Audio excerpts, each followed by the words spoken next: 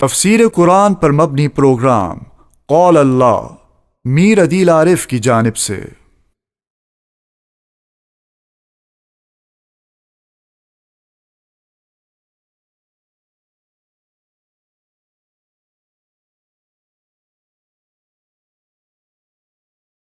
بسم اللہ الرحمن الرحیم۔ پروگرام قول اللہ میں آج ہم انشاءاللہ سورہ نحل کا 7واں رکوع ترجمے اور تفسیر کے ساتھ پڑھیں گے۔ علی حسب ترتیب سب سے پہلے 7ویں رکوع کا لفظی ترجمہ ہوگا، اس کے بعد اس کی مختصر جیسی وضاحت اور تشریح اور تفسیر ہوگی۔ اعوذ باللہ من الشیطان الرجیم، بسم اللہ الرحمن الرحیم۔ وقال اللہ، اور اللہ نے فرمایا، لا تتخذوا، مت بناؤ، الہین اثنین، دو معبود، دو الہ، دو خدا۔ انما ہوا الہ واحد، بے شک وہی صرف ایک ہی الہ ہے، ایک ہی الہ۔ فَإِيَّايَ فَارْهَبُونَ، پس خاص کر مجھ ہی سے ڈرو۔ وَلَهُ مَا فِي السَّمَاوَاتِ وَالْأَرْضِ، اور اسی کے لیے ہے جو کچھ آسمانوں میں ہے اور جو کچھ زمین میں ہے۔ وَلَهُ الدِّينُ وَاسِبًا، اور اسی کی اطاعت دائمی ہے۔ أَفَغَيْرَ اللَّهِ تَتَّقُونَ، کیا اللہ کے علاوہ دوسروں سے تم ڈرتے ہو؟ وَمَا بِكُم مِّن نِعْمَةٍ، اور تمہارے پاس جو بھی کسی قسم کی کوئی نعمت ہے، فَمِنَ اللَّهِ، سو اللہ کی طرف سے ہے۔ ثُمَّ إِذَا مَسَّكُمُ الضُّرُّ، پھر جب تمہیں کوئی تکلیف پہنچتی ہے، فَإِلَيْهِ تَجْأَرُونَ، تو اللہ ہی کے سامنے گڑ گڑاتے ہو۔ ثُمَّ إِذَا كَشَفَ الضُّرَّ، پھر جب دور کر دیتا ہے ضر عنکم، تم سے تکلیف کو، اذا فریق منکم، تو تم میں سے ایک جماعت، بربہم یشرکون، اپنے رب کے ساتھ شریک ٹھہراتی ہے۔ لیکفروا بما آتیناہم، جس کا انجام یہ کہ وہ ناشکری کرتے ہیں اس کی جو ہم نے انہیں دیا۔ فتمتعوا، سو فائدہ اٹھا لو، فسوف تعلمون، ان قریب تم جان جاؤ گے۔ وَيَجْعَلُونَ، اور وہ ٹھہراتے ہیں، لما، ان چیزوں کے لیے، لا يعلمون، جس کو جانتے بھی نہیں، نصیباً، ایک حصہ، مما، اس میں سے، رزقناہم، جو ہم نے انہیں دیا۔ تاللہ، اللہ کی قسم، لتسألن، ضرور بالضرور تم سے پوچھا جائے گا، عما کنتم تفترون، اس کے متعلق جو تم گھڑتے ہو۔ وَيَجْعَلُونَ لِلَّهِ الْبَنَاتِ، اور وہ ٹھہراتے ہیں اللہ کے لیے بیٹیاں، سبحانہ، وہ تو پاک ہے۔ وَلَهُم مَّا يَشْتَهُونَ، اور ان کے لیے وہ ہے جو وہ چاہیں۔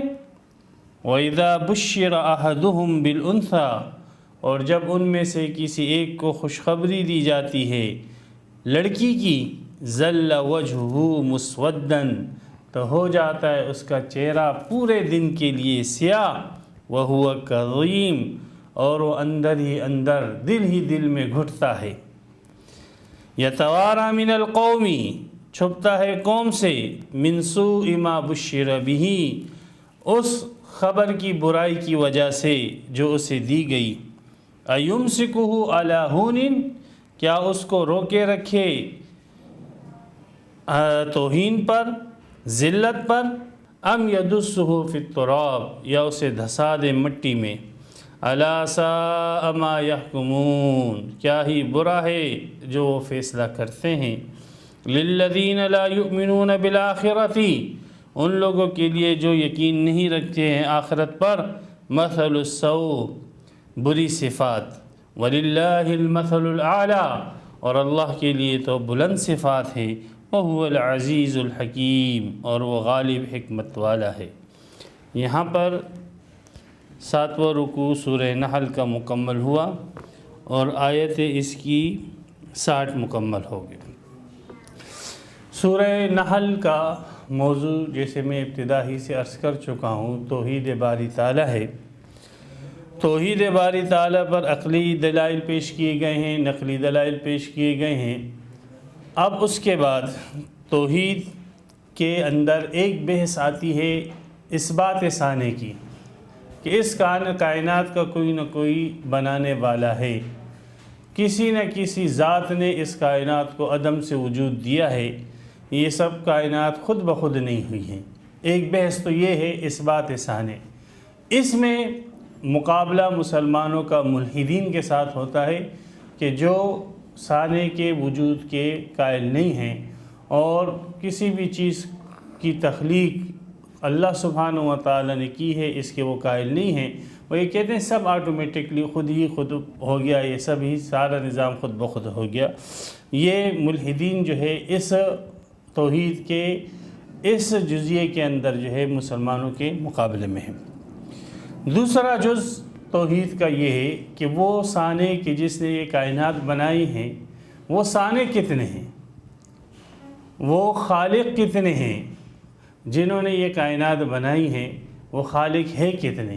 اور دوسرا موضوع توحید کا ہے کہ یہ کائنات جس نے بنائی ہے وہ ذاتیں کتنی ہیں، آیا ایک ہے یا ایک سے زیادہ ہے۔ تو اس میں مسلمانوں کے مقابلے میں مشرکین ہیں کہ وہ متعدد الہ مانتے ہیں، متعدد خدا مانتے ہیں، اور سب سے بڑھ کر اس کے اندر جو ہے وہ مجوسی ہیں کہ جو بالکل دو خدا مانتے تھے، دو الہ مانتے تھے، ایک نیکی کا اور ایک جو ہے برائی کا، ایک کو اہرمن کہتے تھے اور دوسرے کو یزدا کہتے تھے۔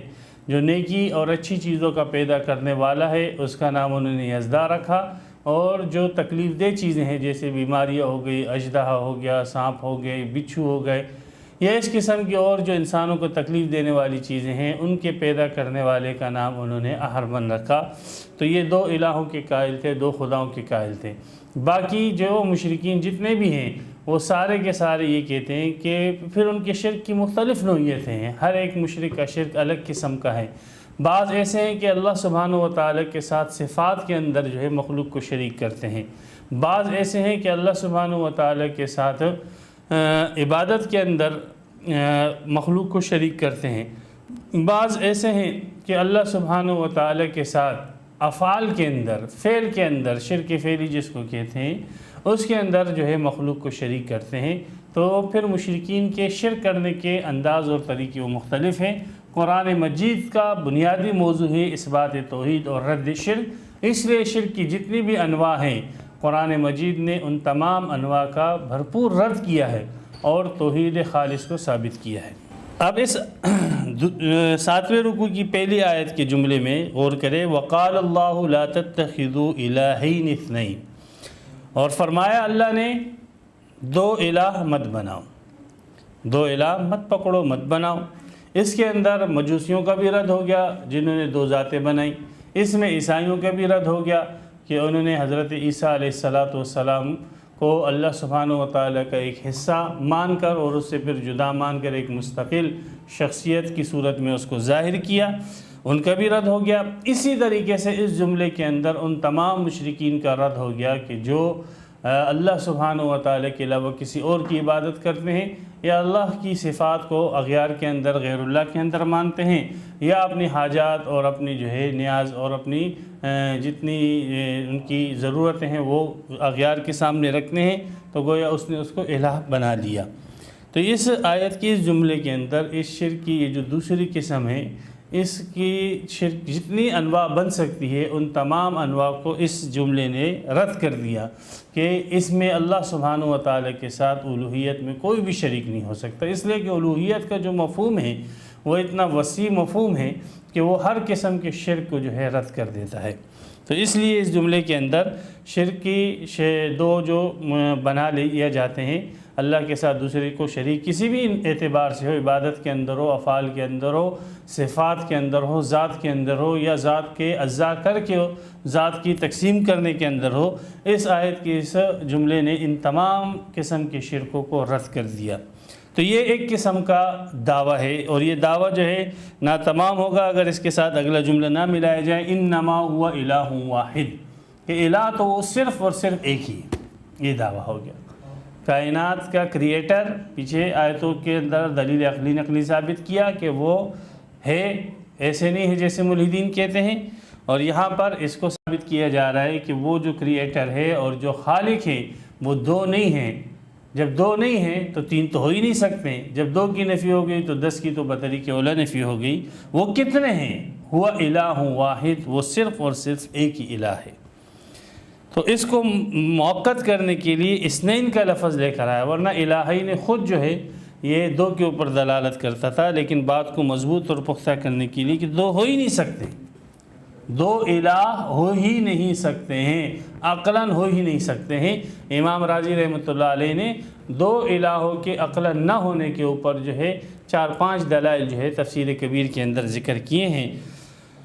تفصیل کا یہ موقع نہیں ہے، وہاں پر اگر کوئی دیکھنا چاہے تو دیکھ لیں کہ اثنین کے لفظ میں فائدہ یہ کہ الہین خود دو کے اوپر دلالت کرتے ہیں عربی گرامر کے اعتبار سے، یہ تاکید ہے، اور اس میں یہ بتلایا جا رہا ہے کہ دو الہ ہونا ممکن ہی نہیں ہے۔ انما ہوا الہ واحد، وہ الہ ہوگا تو وہ ایک ہی ہوگا، الہ ہوگا تو صرف ایک ہی ہوگا۔ تو جب الوہیت ایک کے لیے ثابت ہے، الہ ایک ہی ہے، فَإِيَّايَ فَارْهَبُونِ، تو مجھ ہی سے ڈرو۔ اس کے اندر یہ آ گیا کہ الہ ہے، ایک ہے، اور وہ الہ صرف اللہ ہے، اس لیے صرف اور صرف اللہ ہی سے ڈرنا چاہیے۔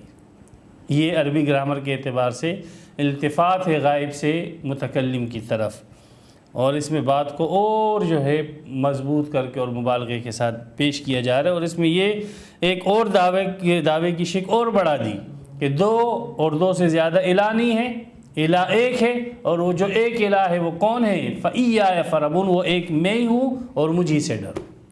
تو دیکھو کتنی خوبصورتی کے ساتھ اس آیت کے اندر اس دعوے کو بیان کیا گیا ہے، اور شرک کی تمام جو انواع بن سکتی ہیں اس تمام انواع کی اس آیت کے اندر کس خوبصورتی کے ساتھ تردید کی گئی ہے، اور اس کی بھی نشاندہی کر دی گئی کہ وہ الہ وہ صرف اور صرف ایک اللہ ہے۔ اب یہ دعویٰ ہوا کہ الہ دو نہیں ہے، ایک ہے، اور وہ ایک ہے تو وہ اللہ ہے۔ اس کے اوپر دلیل کیا ہے؟ بھائی الہ وہ ہے، ہونا چاہیے کہ جس نے آپ کو تخلیق کیا ہو، جو آپ کا مالک ہو، جو آپ کا خالق ہو، جو آپ کا کریٹر ہو، جو آپ کی ضروریات کو پورا کرنے والا ہو، جو آپ کو آپ کی تمام جو ضرورتیں ہیں بچپن سے لے کر موت تک اور اس کے بعد کی جتنی ضرورت وہ فراہم کرنے والا ہو، یہ ایسی ہی ذات الہ بننے کا حق رکھتی ہے۔ تو یہ طاقت کس کے پاس ہے؟ اللہ فرماتے ہیں تو میرے پاس ہے۔ وَلَهُ مَا فِي السَّمَاوَاتِ وَالْأَرْضِ، میں ہی مالک ہوں، اللہ ہی مالک ہے، اسی کے لیے، لام تملیک کے لیے، اسی کے لیے ہے، وہ اسی کی ملکیت ہے، وہ جو کچھ آسمانوں میں ہے اور جو کچھ زمین میں ہے وہ سب اللہ ہی کی ملکیت ہے۔ تو جب اللہ ہی کی ملکیت ہے تو دوسرے کے لیے باقی کیا رہا؟ یہ چاند، سورج، ستارے، یہ آسمان، یہ فرشتے، یہ جبرائیل، میکائیل، اور یہ زمین اور زمین کے تمام نباتات، ثمرات، سب اللہ ہی کی ملکیت ہے۔ تو دوسرے الہ کے لیے تو کچھ رہا ہی نہیں۔ اب کوئی دوسرے کو پوچھتا ہے تو ایسا بے عقل آدمی ہے کہ وہ اس چیز کو پوچھ رہا ہے جو اللہ کی ملکیت ہے۔ تو اللہ ہی کی ملکیت ہے، اللہ ہی کے غلام ہیں، اللہ ہی کے بندے ہیں، جو کچھ آسمانوں میں ہیں اور جو کچھ زمین میں ہیں۔ وَلَهُ الدِّينُ وَاسِبًا، اور اسی کی اطاعت دائمی ہے، اسی کی اطاعت ہو رہی ہے۔ اب دیکھو اللہ ہی کا نظام چل رہا ہے، اللہ ہی کا نظام، سورج، چاند، سورج، ستاروں، جتنا نظام بن رہا ہے سب اللہ ہی کا چل رہا ہے۔ سورج اپنے وقت سے پہلے نہیں نکلتا، اپنے وقت سے پہلے غروب نہیں ہوتا، اس کی جو لمٹ رکھی گئی اسی لمٹ میں جو ہے وہ سفر کر رہا ہے۔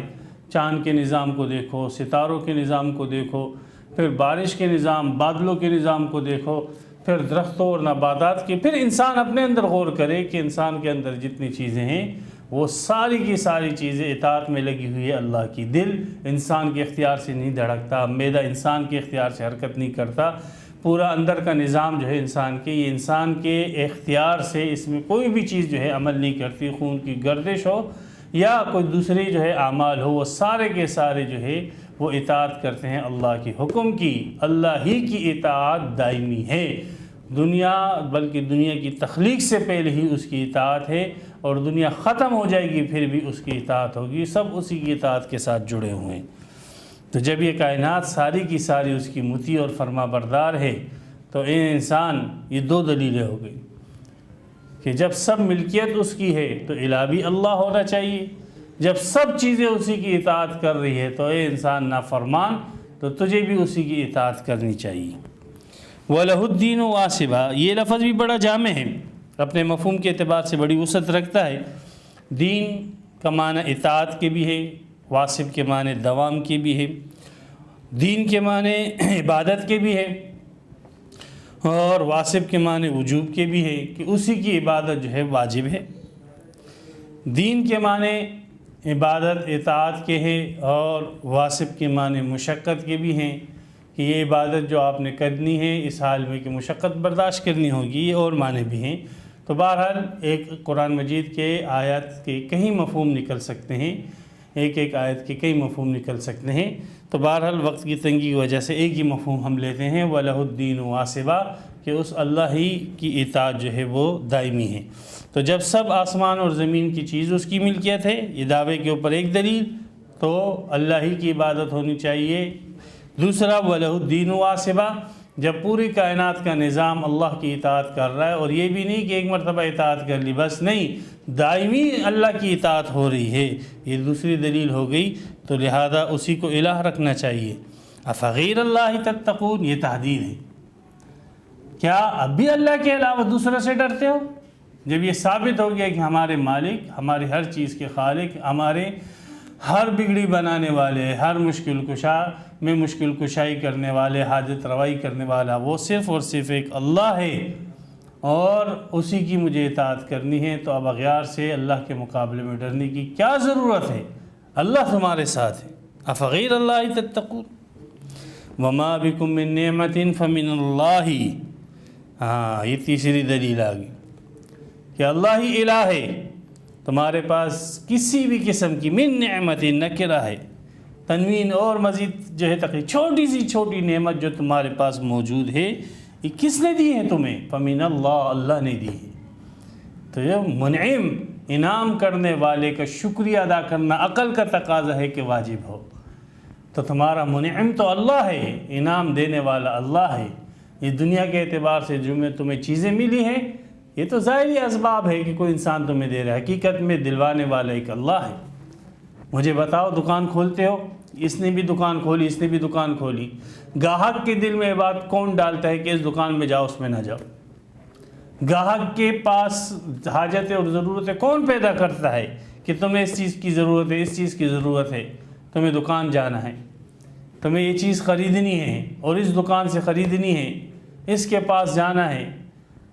آپ مشاہدہ کریں، ایک دکان کے اوپر اتنا رش لگا ہوتا ہے اور دوسرا دکاندار بیچارہ خالی بیٹھا ہوا ہوتا ہے، یہ کون ہے جو لوگوں کو لے کر آتا ہے؟ ظاہری سبب تو یہ ہے کہ دکاندار کے پاس جو مال آ رہا ہے گاہکوں کی وجہ سے آ رہا ہے، لیکن حقیقت میں یہ بھیجنے والا ایک اللہ ہے۔ ایک ڈاکٹر ہے، بیٹھا ہوتا ہے، اس کی روزی روزگاری اس میں ہے کہ کوئی بیمار ہو جائے، بیماری دینے والا کون؟ ایک اللہ۔ ایک گورکن بیٹھا ہوا ہے، اس کی روزی روٹی اس پہ لگی ہے کہ کوئی مر جائے، موت دینے والا کون؟ ایک اللہ۔ ہاں، وہ پیسے اس کو ملتے ہیں، وہ اپنی ضرورتیں پوری کرتا ہے۔ ایک میکینک بیٹھا ہوا ہے، اس کی روزی روٹی اس پہ لگی، کسی کی گاڑی خراب ہو جائے، ہاں، کسی کی جو ہے موٹر خراب ہو جائے، کسی کی موٹر سائیکل خراب ہو جائے، پنچر والا بیٹھا ہے، کسی کی ٹیوب پھٹ جائے، کسی کی گاڑی پنچر ہو جائے، کسی کی گاڑی کی ہوا نکل جائے، سبحان اللہ، یہ سب کروانے والا کون؟ ایک اللہ ہے۔ تو حقیقت میں جتنی بھی نعمتیں ہمارے پاس اور انسانوں کے پاس، بلکہ حیوانات کے پاس، بلکہ ساری کائنات کے پاس جس میں قسم کی بھی کوئی نعمت ہے، حقیقت میں منعم حقیقی وہ صرف اور صرف ایک اللہ ہے۔ تو جب ایک اللہ ہی کی طرف سے انعامات ہو رہے ہیں، وہی انعام دینے والا ہے، تو عبادت بھی اسی کی ہونی چاہیے۔ 3 دلیلیں دے دی اس پر کہ اللہ ہی کی عبادت ہو۔ ثم اذا مسکم الضر، اللہ اکبر، پھر ایک فطری دلیل یہاں پر پیش کی جا رہی ہے۔ وہ انسان کے اندر کہیں نہ کہیں جتنا بھی ملحد ہو جائے، کمیونسٹ ہو جائے، جتنا بھی مشرک ہو جائے، لیکن جب اس کے اوپر تنگ وقت آتا ہے، پریشانی کا وقت آتا ہے، تو جتنا بھی بڑا مشرک ہو یہ پکارتے ہیں کہ اللہ کو ہے۔ ہاں، یہ اندر کی بات ہے جو اللہ نے بتایا۔ پھر جب وہ پریشانی ختم ہو جاتی ہے، وہ مصیبت اور ذرا پھر یہ آتا ہے ملحد، بولتے نہیں کوئی خدا نہیں ہے۔ پھر یہ مشرک آتا ہے اور آ کر کہتا ہے کہ نہیں مجھے تو جو ہے یہ فائدہ جو پہنچے فلاں مزار سے ملا ہے، مجھے فلاں بزرگ نے میرا بیڑا پار کیا ہے، فلاں بت نے میری حاجت روائی کی ہے، فلاں ولی نے میرا یہ کام کیا ہے، الیاذ باللہ۔ ہاں، جب یہ بھلے چنگے ہو جاتے ہیں پھر شرکیات میں آ جاتے ہیں۔ لیکن وہ خاص گھڑی کہ جس میں اس کے پاس کوئی بھی نہیں تھا اور نہ اس کا کوئی مدد کرنے والا تھا، نہ اس کو کوئی اس تکلیف سے ضرر دینے والا تھا، اس وقت اس کے دل کی اور اس کی جو کیفیت تھی وہ اللہ جانتا ہے، اور یہ بندہ جو ہے جانتا ہے، اور اس وقت اس نے جس ذات کو پکارا وہی ذات اللہ ہے، وہی ذات ہے اللہ جس کو تو نے اس موقع پر پکارا تھا۔ ہاں، یہ تیرے اندر وہ جو بیٹھا ہوا ہے، ہاں، انسان کی فطرت اللہ التی، یہ انسان کی فطرت کے اللہ نے اندر اللہ سبحانہ و تعالی نے بات رکھی ہے۔ کل مولود یولد علی الفطرہ، آپ علیہ السلام فرمایا ہر بندہ، ہر انسان جو ہے وہ فطرت اسلام پر پیدا ہوتا ہے، فَأَبَوَاهُ يُهَوِّدَانِهِ أَوْ يُنَصِّرَانِهِ أَوْ يُمَجِّسَانِهِ، پھر اس کا ماحول، اس کے والدین اس کو یہودی عیسائی مجوسی بنا دیتے ہیں۔ تو فطرتاً انسان موحد ہے، اللہ کی طرف متوجہ ہوتا ہے، تو اس فطرت کا ظہور ہوتا ہے اس موقع پر جب اس کے اوپر مشکلات آتی ہیں۔ تو اس فطری حالت سے توحید کے اوپر استدلال کیا گیا ہے۔ ثم اذا مسکم الضر، پھر جب تمہیں کوئی تکلیف پہنچتی کسی بھی قسم کی، فالیہ تجأرون، تو اسی جوار کہتے ہیں آواز بلند کرنا، جوار کہتے ہیں جانور کی آواز، جیسے بھینس جو ہے آواز نکالتی ہے اور گائے آواز نکالتی ہے، تو ایسی آواز جو بلند کرنا ہے اس کو خوار بھی کہتے ہیں، جوار بھی کہتے ہیں۔ تو فَإِلَيْهِ تَجْأَرُونَ، اللہ ہی کے سامنے، صرف اور صرف اللہ ہی کے سامنے، حصر کے لیے الہی کو مقدم کیا، صرف اور صرف اللہ ہی کے سامنے تم اپنا نعرہ بلند کرتے ہو، اسی کے سامنے پھر تم آواز اٹھاتے ہو، اسی کے سامنے اپنی فریاد رکھتے ہو، اسی کی طرف جو ہے تم چلاتے ہو۔ ثم اذا کشف الضر، پھر ناشکری تمہاری دیکھو، پھر جب وہ اللہ تم سے ضرر کو دور کر دیتا ہے، وہ رحیم ذات عنکم، تم سے، اذا فریق منکم بربہم یشرکون، تب ایک جماعت تم میں سے شرک کرنے لگ جاتے ہیں، ہاں، پھر دوبارہ اپنے پرانی روش پر آ جاتے ہیں، پھر اس تکلیف کی دور کرنے کو اسباب کی طرف منسوب کرنا شروع کر دیتے ہیں، نہیں بھائی یہ نہیں ہوتی تو پھر یہ مجھے یہ تکلیف دور ہی نہ ہوتی۔ اللہ اکبر کبیرہ۔ لیکفروا بما آتیناہم، لام یہاں پہ تعلیل کے لیے بھی ہو سکتا ہے کہ وہ ایسا کیوں کرتے ہیں، شرک کیوں کرتے ہیں، تاکہ کفر کرے اس کا جو ہم نے ان کو دیا، اور لام یہاں پر انتہا کے لیے بھی ہو سکتا ہے، انجام کے لیے بھی ہو سکتا ہے کہ ان کی اس شرک کا انجام یہ ہے کہ انہوں نے ناشکری کی اس کی جو ہم نے ان کو دی، ہماری نعمتوں کی ناشکری کی ان ظالموں نے۔ تو یہ اللہ سبحانہ و تعالیٰ نے 4 دلیلیں دے دی۔ دعویٰ تھا ایک الہ ہے، 2 الہ نہیں ہیں، اور وہ ایک الہ صرف اور صرف اللہ ہے۔ پہلی دلیل یہ دی کہ سب چیزیں اللہ کی مملوک ہیں، دوسری دلیل یہ دی کہ ساری کی ساری کائنات اللہ کی اطاعت میں دائمی طور پر چل رہی ہے، تیسری دلیل یہ دی کہ انسان کے پاس جس قسم کی کوئی نعمت ہے چھوٹی بڑی وہ ساری کی ساری اللہ کی طرف سے ہے، اور چوتھی دلیل یہ دی کہ جتنا بھی مشرک آدمی ہو، جتنا بھی کافر اور ملحد آدمی ہو، وہ تکلیف کے وقت جو ہے وہ ایک اللہ کو پکارتا ہے، لیکن انجام کار کیا ہے، کوئی ناشکری پر آتے ہو تم لوگ، فتمتعوا، کوئی بات نہیں، فائدہ اٹھا لو، اللہ کی نعمتوں سے فائدہ اٹھا لو، یہ اجازت نہیں ہے، یہ امر یہاں پر تحدید کے لیے، دھمکی کے لیے، کر لے بھائی جو کرنا ہے، جو تجھے کرنا ہے کر لے، فائدہ اٹھا لو۔ اس کے اوپر دلیل کیا پہ تمتعوا، فائدہ اٹھانا تحدید کے لیے، دھمکی کے لیے، اس کے آگے فسوف تعلمون، پتہ لگ جائے گا، ان قریب یقیناً تجھے پتہ لگ جائے گا، ہاں ان قریب تو جان جائے گا۔ اذا انکشف الغبار فسوف ترى افرس تحت رجلک ام حمار، ہاں جب غبار جو ہے چھٹ جائے گا تب پتہ لگ جائے گا کہ تیرے ٹانگوں کے نیچے جو ہے وہ گھوڑا تھا یا گدھا تھا۔ فسوف ترى اذا انکشف الغبار افرس تحت رجلک ام حمار، پتہ لگے اب تو فائدہ اٹھا لو، اب تو خلط مت رہنا ہے۔ تو یہ دعویٰ ہوا، اور اس دعوے کے اوپر 4 دلیلیں ذکر ہو گئی۔ وَيَجْعَلُونَ لِمَا لَا يَعْلَمُونَ، ایک تو مشرک بے عقل ہوتے ہیں اور ان کی بے عقلی کی یہی بڑی دلیل ہے کہ وہ اللہ کے ساتھ شریک کر رہے ہیں۔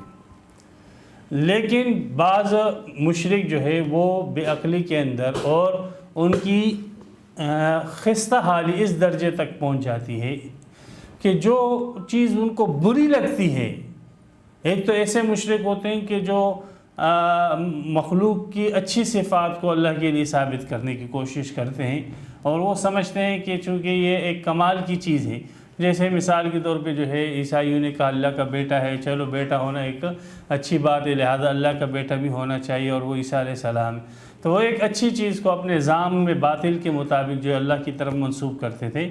لیکن بعض مشرک تو اس قدر جو ہے خست کے اندر ان کی حالت اور ان کی ذہنیت اور ان کا اعتقاد، خصوصاً مشرکین مکہ، وہ اس خستہ حالی کے اندر تھے کہ جو چیزیں انہیں خود ناگوار لگتی تھی، بری لگتی تھی، جو بری صفات ان کو لگتی اور جو بری حالت چیزیں ان کو لگتی تھی، ان بری چیزوں کو اللہ کی طرف منسوب کرتے تھے۔ جب ان بری چیزوں کا انتساب ان کی طرف کیا جاتا تو یہ اس پہ بھپر جاتے تھے، غصے ہو جاتے تھے اور شور شرابہ اور لڑنے جھگڑنے پہ تیار، مارنے پر تیار ہو جاتے تھے۔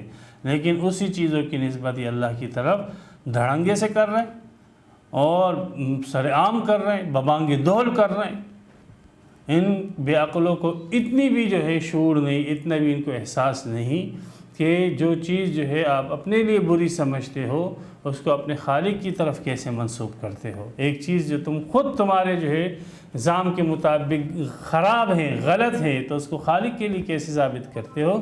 پھر بھی تم اس کو خالق کے لیے ثابت کر رہے ہو۔ یہ تمہاری عقل کی، تمہاری سوچ کی خستہ حالی اور خست کو بیان کر رہی ہے۔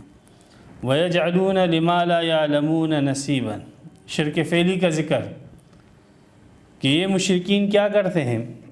وَيَجْعَلُونَ، یہ ایک تو یہ کرتے ہیں کہ جب ان سے اللہ سبحانہ و تعالیٰ تکلیف دور کر دیتے ہیں تو یہ کہتے ہیں فائدہ ہمیں مزار سے ہوا، ہم وہاں پر بکرے چڑھاؤ، یہ فائدہ ہمیں بت سے ہوا، وہاں پر جا کر نظر و نیاز دو۔ تو وَيَجْعَلُونَ، اور یہ ٹھہراتے ہیں لما، ان چیزوں کے لیے لا یعلمون، جس کو یہ جانتے تک نہیں، جن کو یہ جانتے تک نہیں کہ نفع دیتے ہیں یا نقصان دیتے ہیں یا نفع نقصان دور کرتے ہیں، جن کے متعلق ان کو کوئی علم نہیں ہے، جاہل لوگ ہیں، صرف اپنے آباء اور اجداد کی تقلید کے اندر اور ان کی اتباع اور پیروی کے اندر جو ہے ان بتوں اور مزاروں کو انہوں نے پکڑا ہوا ہے۔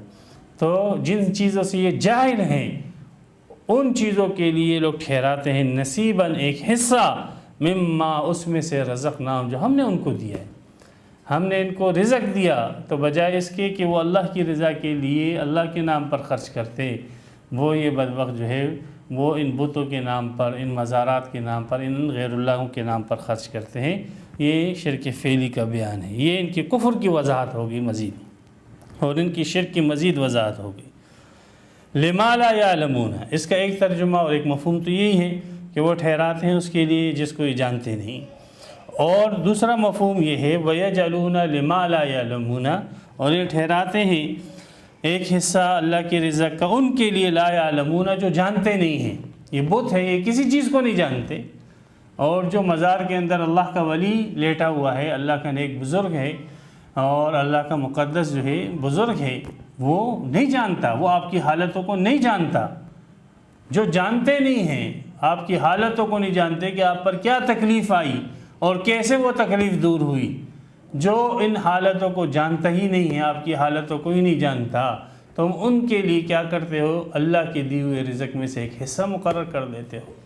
یہ تمہاری کم عقلی ہے اور شرک فعلی ہے۔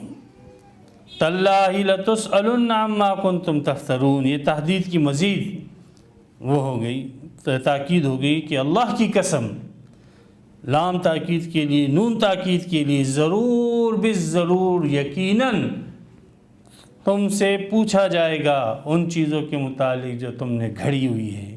یہ جتنے من گھڑت نظریات اور عقائد ہیں تمہارے غیر اللہ کے متعلق، تم سمجھتے ہو بس آئی اور گئی بات، نہیں، ایسے نہیں، بلکہ تم سے ان سب چیزوں کے متعلق پوچھا جائے گا۔ وَيَجْعَلُونَ لِلَّهِ الْبَنَاتِ، اور یہ جس کی ابھی میں نے تمہید باندھی تھی اور ان کی ذہنی خست کی یہ حالت ہے کہ جو چیز یہ اپنے لیے پسند نہیں کرتے ہیں اس کو اللہ کی طرف منسوب کرتے ہیں اور ٹھہراتے ہیں اللہ کے لیے بیٹیاں۔ سبحانہ، وہ تو پاک ہے۔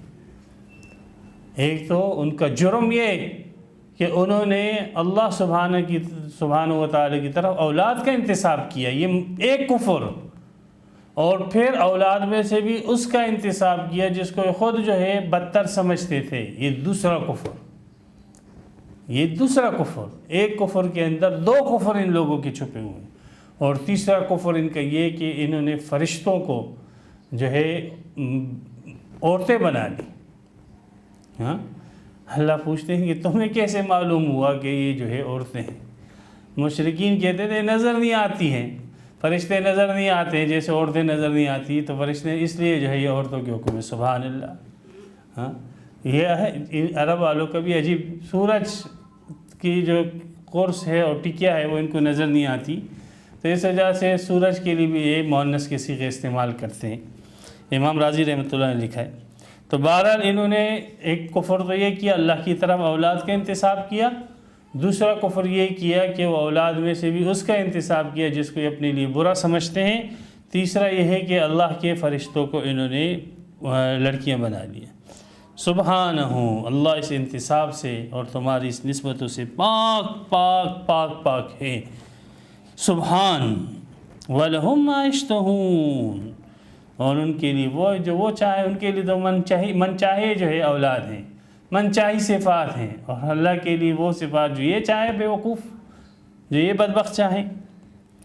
ان کو لڑکیاں کتنی ناگوار ہوتی تھی، اللہ سبحانہ و تعالی ان کا ماحول بتلا رہے مشرکین مکہ کا کہ وَإِذَا بُشِّرَ أَحَدُهُمْ بِالْأُنْثَى، جب ان میں سے کسی ایک کو خوشخبری دی جاتی لڑکی کی، بشرا بشارت کہتے ہیں خوشی کی خبر کو، تو بشارت اصل میں ہر اس خبر کو کہتے ہیں کہ جس کو سننے سے انسان کا رنگ متغیر ہو جائے، تو خوشی کی خبر سے انسان کا رنگ متغیر ہو جاتا ہے، سرخ ہو جاتا ہے، بشاشت آ جاتی ہے۔ غم کی خبر سننے سے انسان کا رنگ جو ہے وہ سیاہ ہو جاتا ہے اور کملا جاتا ہے، انسان مرجھا جاتا ہے۔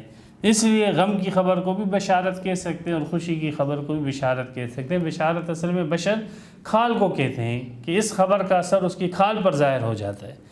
تو جب بشارت دی جاتی ان میں سے کسی ایک کو لڑکی کی، ظل وجہ مسودن، تو ہو جاتا اس کا چہرہ سیاہ، پورا دن سیاہ رہتا اس کا چہرہ، وہو کظیم، اور وہ اندر ہی اندر گھٹتا، اندر ہی اندر گھٹتا، غصے کو، اپنے غضب کو جو برداشت کرنے والا ہوتا ہے، والکاظمین الغیظ، اپنے غصے کو پینے والے، اپنے غصے کو اندر اندر جو ہے رکھنے والے، تو وہ کظیم، وہ اندر ہی اندر گھٹتا جب اس کو یہ بتلایا جاتا ہے کہ تیرے گھر لڑکی پیدا ہوئی۔ مشرکین کا بھی یہ یتوارا من القوم، وہ قوم سے چھپتا، اپنے لوگوں سے چھپتا، من سوء ما بشر بہ، اس بشارت کی برائی کی وجہ سے جو اسے دی گئی، اس خوشخبری کی برائی کی وجہ سے جو اسے دی گئی۔ یمسکو، اب یہ سوچتا کہ کیا کروں اس کا، یہ لڑکی جو پیدا ہوئی ہے اس کا کروں تو کیا کروں۔ یمسکو علی ہون، کیا وہ اس کو روکے رکھے ذلت پر؟ اس کا ایک معنی تو یہ ہے کہ اس لڑکی کو رکھے اپنے پاس اور اس کو ذلیل کر کے رکھے، کام کاج میں لگا کے رکھے۔ جیسے مشرکین کے اندر یہ بھی تھا کہ بعض جو لڑکیوں کو رکھ لیتے تو پھر ان کو جو ہے انتہائی جانوروں کی طرح رکھتے تھے، تو کیا اس کو روکے رکھے ذلیل کر کے؟ یا ایک دوسرا معنی اس آیت کا یہ بھی ہو سکتا ہے ایمسکو علی ہون، کہ کیا اس لڑکی کو روکے رکھے ذلت اٹھاتے ہوئے، یعنی اپنے لوگوں کی ذلت اور لوگوں کے طعن و تشنیع برداشت کرتے ہوئے۔ یہ دونوں مفہوم اس کے ہو سکتے ہیں۔ تو ام یدسہ فی التراب، یا اس کو دھسا دے مٹی کے اندر۔ دسا یدسہ کے معنی ایک چیز کو دوسری چیز کے اندر دھسا دینا، تو اس کو دھسا۔ مشرکین ایسے بھی کرتے تھے، اتنے ظالم، احادیث میں ان کا ظلم ذکر ہے کہ بچی کو زندہ درگور کرتے تھے، زندہ درگور۔ انسانیت میں کسی بھی قوم کے اندر یہ ظلم نہیں تھا جو ان مشرکین کی درندگی کے اندر تھا کہ بچیوں کو زندہ درگور کر دیا کرتے تھے۔ अम यदुस्सुहु फित्तुराब अला साअ मा यहकुमून, क्या ही बुरा है जो वो फ़ैसला करते हैं। एक फ़ैसला ये कि अल्लाह के लिए औलाद साबित की, क्या ही बुरा फ़ैसला है। फिर दूसरा ये कि ऐसी औलाद जो ख़ुद जिसको ये बुरा समझते थे, अपने लिए बुरा समझ, उसको अल्लाह के लिए साबित किया, क्या ही बुरा फ़ैसला है। फिर तीसरा ये है कि अल्लाह के मुक़द्दस फ़रिश्तों की जमात को इन्होंने औरतें ठहरा दी है, क्या ही बुरा फ़ैसला है। फिर चौथा ये है कि बच्ची की पैदाइश को ये रसवाई और ज़िल्लत समझते हैं और उसकी परवरिश को रसवाई और ज़िल्लत समझते हैं अपने लिए, क्या ही बुरा फ़ैसला है। फिर पांचवा ये है कि ये इस लड़की को ज़िल्लत के साथ अपने पास रखते हैं, अपनी बच्ची को, अपनी बेटी को, क्या ही बुरा फ़ैसला है। या उसको जो है मिट्टी के अंदर साथ ये कि धंसा देते हैं, क्या ही बुरा फ़ैसला है। अला साअ मा यहकुमून, इन तमाम फ़ैसलों के साथ जो है इसका ताल्लुक़। और कौम के से छुपना, ये भी बुरा फ़ैसला है। चेहरे का स्याह हो जाना, ये भी इनका एक बुरा फ़ैसला है। तो इसमें यह नहीं है कि लड़की की कमी अल्लाह सुब्हानहू व तआला, ऐसे नहीं है कि इस आयत में, बल्कि उन मुशरिकीन का जो मिजाज था और उन मुशरिकीन के जो नज़रियात थे और अक़ायद थे, उसको सामने रख के अल्लाह सुब्हानहू व तआला ने उनके ऊपर हुज्जत कायम की है। इसको इरख़ाउल इनान की कबील से कहते हैं कि मुखालिफ के जो नज़रियात हैं उन नज़रियात के अंदर रख के उनको ढील देना और उसी के अंदर उसकी गिरफ्त कर लेना कि तुम्हारा कुफ्र तो तुम्हारे अक़ायद के मुताबिक साबित है, बाकी दलाइल अक़लिया नक़लिया तो अपनी जगह है, तुम्हारे जो ख़ुद अपने नज़रियात हैं उन नज़रियात के मुताबिक तुम ख़ुद काफिर हो, इसलिए कि तुम बेटी को बदतरीन चीज़ समझते हो और फिर उस बदतरीन चीज़ की निस्बत अल्लाह की तरफ करते हो। तो जो शख़्स इन दो मुक़दमों को मिलाए तो नतीजा ख़ुद निकलेगा कि जो शख़्स बदतरीन चीज़ की निस्बत अल्लाह की तरफ करे वो काफिर है। तो ये ख़ुद ये इरख़ाउल इनान की कबील से कि सामने वाले के जो नज़रियात हैं उसी के अंदर रख कर उसकी गुमराही को साबित करना। तो इसका ये नहीं है कि अल्लाह सुब्हानहू व तआला के नज़दीक लिहाज़ बिल्लाह लड़कियां जो है वो कमतर है या घटिया है और लड़के जो है वो अल्लाह के नज़दीक महबूब, ऐसा नहीं है। अल्लाह सुब्हानहू व तआला के नज़दीक ये सारे के सारे जो है मखलूक होने के एतबार से बराबर हैं, अहकामात के एतबार से अलग अलग हैं। अल्लाह के करीब वो है जो मुत्तकी और परहेज़गार हो, लड़का हो तो मुत्तकी हो वो अल्लाह के ज़्यादा करीब है, लड़की हो अगर वो मुत्तकी या परहेज़गार हो तो वो अल्लाह के ज़्यादा करीब है लड़कों से। हाँ, ऐसे तो है अल्लाह सुब्हानहू, ये तो मुस्तकिल वो हैं। तो यहाँ पर ये इरख़ाउल इनान की, तो ख़ुद इनके नज़रियात के मुताबिक जो है इन लोगों का कुफ्र साबित हो गया। ये लियकफुरू की मज़ीद वजाहत हो गई कि इनका कुफ्र, इनकी नाशुक्री ख़ुद इनके अक़ायद के मुताबिक साबित हुई, इनके अमल से साबित हुई। लिल्लज़ीना ला युमिनून बिल आखिरती, जो लोग आखिरत पर यकीन नहीं रखते उन लोगों के लिए मसलुस्सऊ, बुरी सिफ़ात, बुरी मिसालें उनके लिए है। ये बुरी मिसालें तो उनके लिए, बुराइयाँ उनके लिए है। हाँ, लड़कियों की हाजत इनको है, लड़कों की हाजत इनको है, अल्लाह को कहाँ। अल्लाह जो है एहतियात से पाक है, अल्लाह ज़रूरतों से पाक है, ज़रूरतें तो इन लोगों को हैं। वलिल्लाहिल मसलुल आला, और अल्लाह ही के लिए बुलंद सिफ़ात है, ग़िना की सिफ़ात है, इस्तिग़ना की सिफ़ात है, समदियत की सिफ़ात है, अहदियत की सिफ़ात है, वाहिदियत की सिफ़ात है। अल्लाहुस समद लम यलिद वलम यूलद वलम यकुल लहू कुफुवन अहद की सिफ़ात है। अल्लाह सुब्हानहू व तआला के लिए बुलंद सिफ़ात है, वो औलाद से पाक है, वो नरीना औलाद से पाक है, वो लड़कियों से जो है पाक है, वो बीवियों से पाक है, मखलूक की हर सिफ़त से अल्लाह सुब्हानहू व तआला पाक है। मखलूक की किसी भी सिफ़त का शाइबा भी अल्लाह की ज़ात में मौजूद नहीं है। वो मखलूक की इससे मुस्तगनी हैं, उनको मखलूक की कोई एहतियाज और ज़रूरत नहीं है। और सारी की सारी मखलूक अव्वल से लेकर आखिर तक अपने वजूद, अपने बका के अंदर, बल्कि अपने ख़त्म होने के अंदर भी अल्लाह सुब्हानहू व तआला की मोहताज है। वहुवल अज़ीज़, वो तो गालिब है, इन सब मखलूक के ऊपर गालिब है। अल हकीम, इन बदबख्तों की इस कुफ्र पर जो ख़ुद इनके अक़ायद के मुताबिक साबित हो रहा है, दलाइल नक़लिया अक़लिया से साबित हो रहा है इनका कुफ्र और शिर्क, फिर भी पकड़ नहीं करते हैं फ़िलफ़ौर, इसलिए कि ढील देने के अंदर उसकी हिकमतें हैं। अल्लाह सुब्हानहू व तआला हमें तौहीद के साथ वाबस्ता रखे, तौहीद पर हमें मौत अता फ़रमाए। यहाँ पर 7वां रुकू जो है सूरह नहल का मुकम्मल हुआ और यहाँ पर شرک کی اس نوع کا رد کیا گیا کہ جس میں اللہ سبحانہ و تعالی کے ساتھ دیگر چیزوں کو کسی بھی اعتبار سے شریک کیا جائے۔ وآخر دعوانا الحمدللہ رب العالمین۔ تفسیر قرآن پر مبنی پروگرام قول اللہ میر عدیل عارف کی جانب سے